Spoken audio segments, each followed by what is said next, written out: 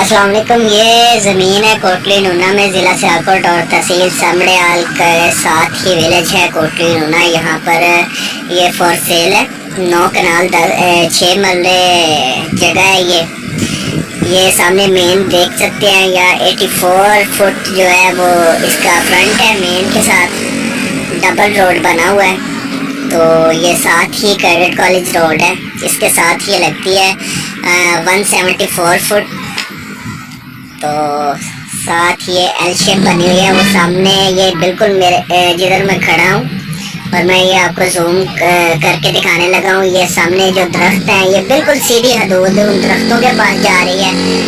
उसके बाद जो ये सामने आपको नज़र आ रहा है, ऊंचा सा ये बना हुआ है जो बंद, यहाँ इधर जाके अटैच करती है। ये इधर से बिल्कुल सीधी जा रही है। और ये साथ ही कैडेट कॉलेज रोड है जो 174 फीट जो है इसके साथ अटैच करती है। और सामने आप मेन देख सकते हैं, ये डबल रोड बना हुआ है मेन। तो 84 फीट जो है वो मेन है इसका। तो ये रकबा फॉर सेल है। ये कोटली नूना गांव विलेज है, उधर है ये रकबा।